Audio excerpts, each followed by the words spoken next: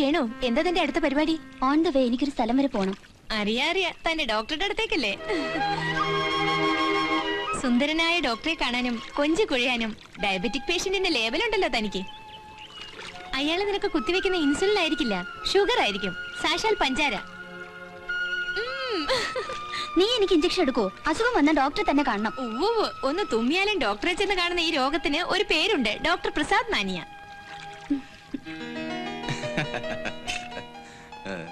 Doctor Prasad മാനിയ കൊള്ളാം.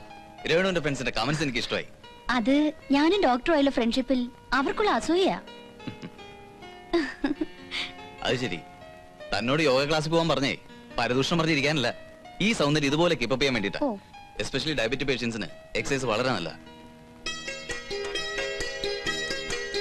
Doctor, ഈ shirt എവിടുന്ന് വാങ്ങിയതാ? എന്താ അത്രയ്ക്ക് ഇഷ്ടപ്പെട്ടോ? ഡോക്ടർക്ക് നല്ല ചേർച്ചയാ. എന്റെ അപ്പേട്ടനും ഈ കളർ നന്നായി ചേരും. എവിടുന്ന വാങ്ങിയെന്ന് എനിക്കറിയില്ല. തന്നെ പോലെ ഭർത്താവിനോട് സ്നേഹമുള്ള എന്റെ ഭാര്യ എനിക്ക് ബർത്ത്ഡേ പ്രസന്റ് തന്നാ. കൊള്ളാല്ലേ?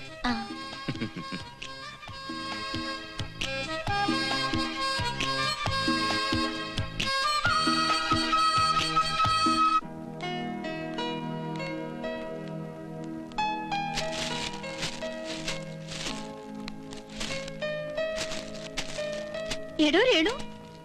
ഹായ് നാൻസി, നീ എന്താ ഇവിടെ? ഞാൻ എന്താ ഇവിടെയെന്നോ? ഞങ്ങൾ ഇവിടെ സെറ്റിൽഡാ, സുരഭി അപ്പാർട്ട്മെന്റ്സിൽ. മറന്നു, ഇതെന്റെ friend Alice. Hello. Husband Samuel. പുള്ളിക്കാരൊരു പക്ഷിയെ പോലെ കൊച്ചിയിൽ നിന്ന് ബോംബെയിലേക്ക്, അവിടെ നിന്ന് ഡൽഹിക്ക്, പിന്നെ മദ്രാസ്, ബാംഗ്ലൂർ, അങ്ങനെ പോകുന്നു. പൈലറ്റാ ഇന്ത്യൻ എയർലൈൻസിൽ. പുള്ളിക്കാരൻ പൈലറ്റ് ആണെന്ന് കേട്ടപ്പോ നീ എന്താ ഇത്ര ആലോചിക്കുന്നത്? തീർച്ച എന്റെ അപ്പോട്ടിന് നിന്റെ സാമുവലിനെ പരിചയം ഉണ്ടാവാതിരിക്കില്ല. എക്സ്പോർട്ടറാ, 24 hours ഫ്ലൈറ്റിലെ യാത്ര. മിക്കവാറും എയർബസിലായിരിക്കും. രേണു, നീ ഏത് ലോകത്താ? ഞാൻ എന്റെ അപ്പോട്ടിനെ കുറിച്ച് ഓർത്തു പോയതാ. ഇപ്പൊ ഏത് ഫ്ലൈറ്റിലായിരിക്കോ? ആളെങ്ങനെയാ? പണ്ട് നീ കോളേജ് വെച്ച് പറയാറുള്ളത് പോലെ? അതെ, അതിനേക്കാൾ അപ്പുറത്ത്. നിനക്കെന്റെ അപ്പോട്ടിനെ കുറിച്ച് കേൾക്കണോ? വില കൂടിയ ലോട്ടോ ഷൂ, റെയ്മൻസിന്റെ പാന്റ് ധരിക്കൂ, സോഡിയാക്കിന്റെ ബെൽറ്റ്, സദാ കളർഫുൾ കോട്ട്, കഴുത്തിൽ മുറുകി കിടക്കുന്ന ടൈ, പിന്നെ റേബൻ ഗ്ലാസ് ഉപയോഗിക്കൂ. മൊത്തത്തിൽ കണ്ട സിനിമാ നടന്മാര് പോലും തോറ്റുപോകും. എന്റെ ദൈവമേ, എത്ര ദിവസമാണ് തുടങ്ങിയിട്ട്? ഇനി ഇതൊന്ന് മാറ്റിയില്ലേ? നിനക്കൊക്കെ ഞാൻ ശമ്പളം തരുന്ന വെറുതെ. ഇവരൊക്കെ കൂടി എന്നെ കുത്തോളം എടുപ്പിക്കും. ഈ തുരുമ്പൊക്കെ ഇനി ഇവിടുന്ന് തൂക്കി മാറ്റിയില്ലേ? ഇപ്പൊ തീരുമാനം നല്ല ഒന്നാന്തര ഇരുമ്പ് തന്നെ മുതലാളി. തുരുമ്പെന്നും പറഞ്ഞ് വില കുറച്ചേക്കല്ലേ. എത്ര 99 വരില്ലല്ലോ. അത്രയും വരും. എത്രയും വരും? കാലം തികച്ചു പറയടാ. തേക്കാൻ ബാക്കി നിങ്ങൾ തരോ? എത്ര? 99 കാലല്ലേ? 30, 60, 90, 50. 200. 200ന്റെ കൂടെ 50 കൂടെ കൂട്ടിക്കോ. 250, 250. 250, 250 തന്നെ. കണക്കൊന്നും തന്നെ പഠിപ്പിക്കില്ലേ? 200 ഉണ്ട്. പിടി വിട്. ആർക്കു വേണ്ടിയാ മുതലാളി ഇങ്ങനെ കാശുണ്ടാക്കുന്നത്? എന്തോ കാശുണ്ടാക്കുന്നത്? എനിക്കും എന്റെ ഭാര്യയ്ക്കും സുഖമായിട്ട് ജീവിക്കാൻ തന്നെയാ. എന്ത് വിഷമുണ്ടോ? ജീവിച്ചോ. ഇയാൾ ഇന്ന് മുഴുവൻ ഇത് വെച്ച് കളിച്ചോണ്ടിരിക്കും. ഒന്ന് വേഗം ആവട്ടോ. ചാടിച്ചാടി നില്ലടോ. ഇന്നെന്താ പതിവില്ലാത്തൊരു കൂൾ ഡ്രിങ്ക്സ് കൂടി? പതിവായിട്ട് കൂൾ ഡ്രിങ്ക്സ് കുടിച്ചോളണമെന്ന് നിയമമൊന്നുമില്ലല്ലോ. ഇനി മുതൽ ഞാൻ ലൈഫ് ഇത്തിരി എൻജോയ് ചെയ്യാൻ തീരുമാനിച്ചു. നമ്മുടെ കൊച്ചിരാമൻ എന്തിയെ? അവനെ ഞാൻ ലേലത്തിന് പറഞ്ഞോണ്ടിരിക്കുക. കൊച്ചിരാമൻ ഇപ്പൊ ലേലത്തിനൊക്കെ പോരായോ? എന്ത് കൊച്ചിരാമന് ലേലത്തിന് പൊയ്ക്കൂടെ? കൊച്ചിരാമനെ കുറിച്ച് നിങ്ങൾ എന്താ കരുതിയിരിക്കുന്നത്? ലേലം വിളിയിൽ അവനെ പോലൊരു എക്സ്പെർട്ട്. ലേലം വിളി ജയിക്കാനായി ജനിച്ചവനാ അവൻ. വാശി അവന്റെ ഒരു വീക്ക്നെസ്, പ്രത്യേകിച്ചും എന്റെ ഉയർച്ചയ്ക്ക് വേണ്ടിയുള്ള വാശി. 25,000. 25,000 ഒരു തരം. 25,000 ഒരു തരം. 25,500. 25,500 ഒരു തരം. 25,500 ഒരു തരം. 26,000. 26,000 ഒരു തരം. 26,000 ഒരു തരം. 27,000 ഒരു തരം. 27,000 ഒരു തരം. 28,000. 28,000 ഒരു തരം. 28,500. 28,500 ഒരു തരം. 28,500 ഒരു തരം. 28,500 രണ്ട് തരം. 28,500 രണ്ട് തരം. 29,000. 29,000 ഒരു തരം. 29,000 ഒരു തരം. 30,000. 30,000 ഒരു തരം. 30,000 ഒരു തരം. 30,000 ഒരു തരം.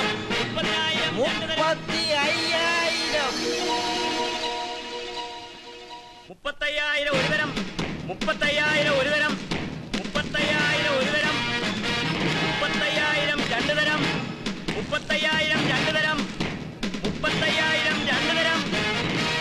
ഉറപ്പിക്കാൻ പോകുകയാണ്. 35,000 3 തരം. വാശി എന്റെ ഒരു വീക്ക്നെസ് ആണ്.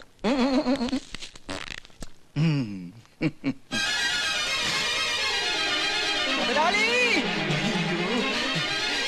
അയ്യോ, ലേലം സക്സസ്! കിട്ടി മുതലാളി, പറഞ്ഞതുപോലെ തന്നെ കിട്ടി. നടന്നത് മുഴുവൻ വിശദമായിട്ട് പറ. നടന്നത് മുഴുവൻ വിശദീകരിച്ച് തന്നെ പറയാം. പറ. പറയാം. ആദ്യം നമ്മുടെ ലെവലില്ലേ, കോട്ടപ്പടി കുട്ടപ്പൻ, അവൻ 14,000 രൂപ വിളിച്ചു. എന്നിട്ട് ഞാൻ വിട്ടില്ല. ഞാൻ തീപ്പെട്ടി എടുത്തൊരു ബീഡി കത്തിച്ചു. കണ്ണമാലി കരീം 13,333 വിളിച്ചു. അപ്പൊ ഞാൻ ബീഡി കളഞ്ഞു സിഗരറ്റ് കത്തിച്ചു. അപ്പോഴും വായിൽ മുറുക്കാനുണ്ടായിരുന്നു. You don't worry. Ponnarimangalam Paulose 14,444 വിളിച്ചു. ഞാൻ വിട്ടുവാ. അപ്പോ ഞാൻ സിഗരറ്റ് ആഞ്ഞു വലിച്ചു പുക പോലും പുറത്തേക്ക് കളയാതെ ആഞ്ഞു വിളിച്ചു 15,000. നിനക്ക് ഞാൻ സമ്മാനം തരുന്നു. സമ്മാനം തരാൻ വരട്ടെ. ഒന്ന് വേഗം പറയടാ. പറയാം. വാശി എന്റെ ഒരു വീക്ക്നെസ് ആണെന്ന് മുതലാളിക്കറിയാലോ. കോട്ടപ്പടി കുട്ടപ്പൻ 18,550 വിളിച്ചപ്പോ ഞാൻ 20,000 വിളിച്ചു. 1000 പോയി. 1000 പോയാൽ എന്ത് വേണ്ട മുതലാളി? ഒടുവിൽ ഞാൻ 35,000 ഉറപ്പിച്ചു. 35,000 വിളിക്കാൻ നിന്റെ അപ്പം കാശന്റെ കൊണ്ടുവന്നിരിക്കുന്ന ഭയങ്കര ചതിയായി പോയല്ലോ മുതലാളി. ഞാനല്ല ചതിച്ചത്, എന്റെ കൂടെ വിളിച്ചവരാ. അവര് കൂട്ടിക്കൂട്ടി വിളിച്ചപ്പോ മുതലാളിയുടെ ചീത്തപ്പേര് കളയാതിരിക്കാൻ ഞാൻ കേട്ടു വിളിച്ചു. മുതലാളി വിഷമിക്കണ്ട. അടുത്ത ലേലത്തില് എന്റെ വീക്ക്നെസിന്റെ ഡോസ് അല്പം കുറച്ചോളാം മുതലാളി. എന്റെ വായിരിക്കുന്ന കക്കണം. അപ്പൊ നാളെ കണ്ണമാലി ലേലത്തിന് പോണ്ടേ? കണ്ണമാലിയല്ല, കണ്ണമാലി അല്ലേ? എത്തിയോ? ഒരാഴ്ചയായി പുറപ്പെട്ടിട്ട്. ഇത് കള്ള മുതലാളി. ഒന്നിങ്ങോട്ട് ഹെൽപ്പ് ചെയ്യടാ. ഇതിന് സ്റ്റാൻഡ് ഇല്ലേ? ലേലത്തിലുള്ള വാശി നടന്നില്ല.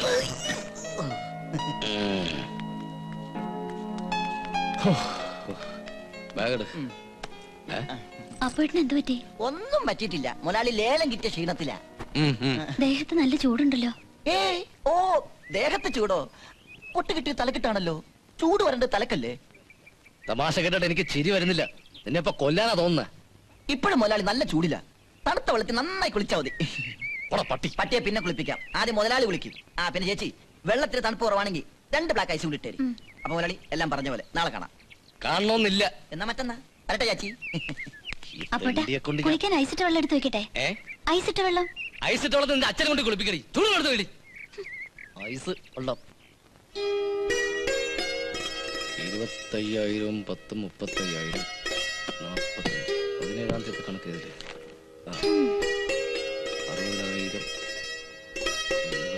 60,000 അപ്പോട്ടിന്റെ ബർത്ത്ഡേ എന്നാ?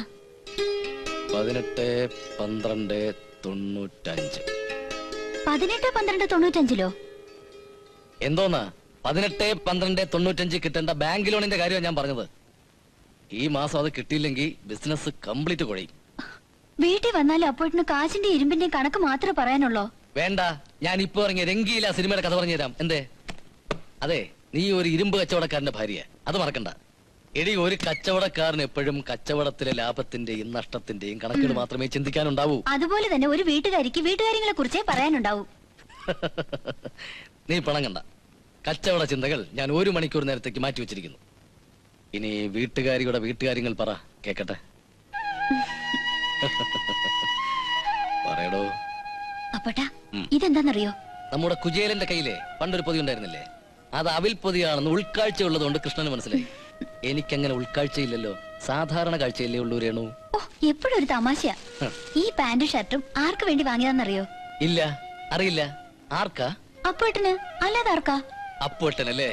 നിന്റെ കഴുത്തിൽ താലി കെട്ടി അന്ന് മുതൽ തുടങ്ങിയതാ എന്നെ ഈ കുഴലുകൾക്കുള്ളിൽ ഇറക്കാനുള്ള നിന്റെ ശ്രമം. എന്റെ രേണു, നേര്യമംഗലത്ത് നാരായണന്റെ മകൻ അപ്പുക്കുട്ടന് അന്നും ഇന്നും എന്നും ചേരുന്ന വേഷം ഒന്നേ ഉള്ളൂ, ഈ ഷർട്ടും ഉണ്ടും. അത് മതി എനിക്ക്.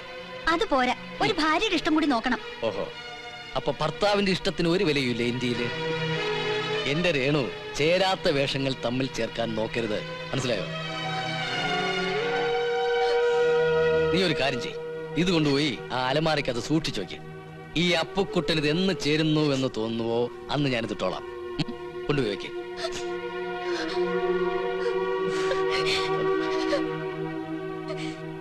എന്തിനാ നീ നിന്നിങ്ങനെ മോങ്ങുന്നേ? അതിനിപ്പോ ഇവിടെ എന്താ ഉണ്ടായേ? മോങ്ങിക്കോ. ഈ വർഷം എനിക്ക് സ്വസ്ഥത ഉണ്ടായിട്ടുണ്ടോ? എങ്ങനെ ഉണ്ടാവും? കഴിഞ്ഞ വർഷം 1-ാം തീയതി ഈ വീട്ടിൽ കയറി വന്നത് അപ്പുറത്തെ ദരിദ്രവാസിയല്ലേ?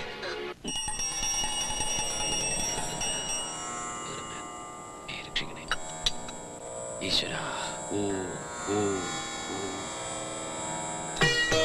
കൃഷ്ണ ഗുരുവായൂരപ്പ എന്നെയും എന്നെ അരുമയാണ് പൊണ്ടാട്ടിയും നല്ല കാപ്പാത്തിടണേ കൃഷ്ണ സംസ്ഥാനം പോകണേ ഭഗവാനെ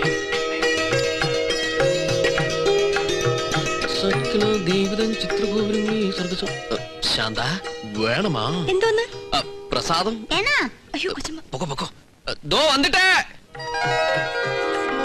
എന്റെ ഭാര്യക്ക് നല്ല ബുദ്ധിമുട്ട് என்ன பேசிட்டு இருந்தே அது வந்து நம்ம சாந்தம் கிட்ட பிரசாதம் கேட்ட அப்படினா நோக்கு நன்னா தெரியும் எனக்கு இந்த ஏற்பாடெல்லாம் பிடிக்காதுன்னு தெரியும் தெரியும் எனக்கு நல்லா தெரியும் എൻ അൻപ് റുക്കുവിന്റെ കഴുത്തിൽ താലി കെട്ടി അന്ത നാൾ മുതൽ എനിക്ക് നല്ല തെരിയും എൻ റുക്കു ആരെന്ന് തിന്നോളൂ അല്ല തൊട്ടോളൂ അയ്യോ ഓഫീസിൽ പോ ടൈം ആച്ച് ഒന്ന് സാപ്പിട വേണ്ടാമാ நம்ம சாந்தா கிட்ட சொல்லி ஏதாவது வேண்டானா நானே எடுத்து தருவேன் வேണ്ട ருக்கு டாக்டர் என்ன சொல்லிருக்க தெரியலையா உனக்கு பெட் ரெஸ்ட் தானே டாக்டர்ஸ் எல்லாம் அப்படி தானே இல்லவா நான் ரெஸ்ட் எடுத்தாச்சுன்னா உங்களை யார் பாக்குறது அது பிரச்சனை இல்ல உள்ள நம்ம சின்ன கண்ணு இருக்கு இல்லையா போங்கண்ணா ஐயோ அப்படி போவாது மெதுவதா போணும் இப்படி வெக்கமா இருக்குண்ணா வாடக்கண்ணா இப்படியா போங்க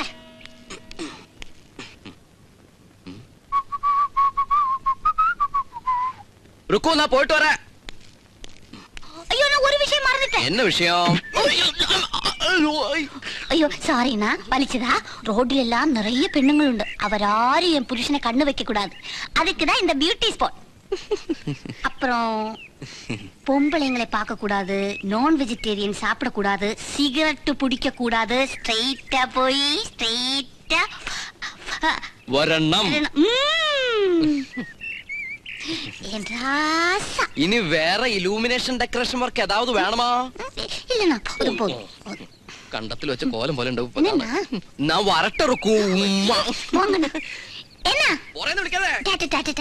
അയിരൂരിൽ ഇരുമ്പയിര് കണ്ടെത്തി ഞാൻ അറിഞ്ഞില്ലല്ലോ അത് അപ്പൊ കേട്ടോ മോർണിംഗ് മോർണിംഗ് ഇതെന്ത് ഈ വേഷത്തിൽ ഓട്ടം തുള്ളലുണ്ടോ നിനക്ക് കുത്തുവാക്ക് പറയല്ലേ എന്റെ അപ്പക്കുട്ട സ്നേഹമുള്ള ഭാര്യയുടെ ആഗ്രഹങ്ങൾ സ്നേഹത്തോടെ അനുസരിക്കുന്ന ഒരു നല്ലവനായ ഭർത്താവാണ് ഞാൻ അല്ലേ രേണു അത് രേണുവിന് എങ്ങനെ അറിയാം സ്നേഹത്തിന്റെ വെയിറ്റ് ഉള്ള കുത്തായിരിക്കും മുഖത്ത് ഇവിടെ ഇവിടെ ഇന്ന് കരിയിൽ ഒതുങ്ങി എന്താ പോട്ടത് രുക്മിണിയുടെ സ്വഭാവം അറിഞ്ഞോണ്ട് തന്നെ എന്തിനാ പാവം പ്രേമനെ കളിയാക്കുന്നത് ഹാവൂ രേണുവെങ്കിലുണ്ടല്ലോ എന്റെ ഈ അവസ്ഥയിൽ സഹതപിക്കാൻ ഇത് സഹതാപം അല്ല പ്രേമ ഈ അവജ്ഞയിൽ നിന്നൊക്കെ ഉണ്ടാവുന്ന ഒരുതരം പുച്ഛമാ അനുസരണമുള്ള ഭർത്താവിനെ പറ്റി ആരും അവഹേളിച്ച് പറയരുത് അത് തെറ്റാണ് കുറ്റമാണ് ഇന്ത്യൻ പീനൽ കോഡിൽ എന്നെ പറ്റി മതി പീനൽ കോഡൊക്കെ അവിടെ നിൽക്കട്ടെ മനുഷ്യന്റെ ഓരോ അയ്യോ ആ ബോംബ് വിളിക്കുന്നു പൊട്ടുന്നതിന് മുമ്പ് വിട്ടോ ഞാൻ ഓഫീസിൽ പോയി അപ്പോട്ടാ വേണമെങ്കിൽ അപ്പോട്ടിനും പ്രേമന്റെ കൂടെ കാറിൽ പോകാലോ കാശ് കൊടുത്ത് വാങ്ങാതെ വല്ലവന്റെയും കാറിൽ ഓസിന് പോകാൻ ഞാൻ അത്രയ്ക്ക് തരം തന്നിട്ടില്ല അതവന്റെ അമ്മായി അപ്പം വാങ്ങിച്ചു കൊടുത്ത കാറല്ലേ അവ ഒറ്റയ്ക്ക് തന്നെ പൊയ്ക്കോട്ടെ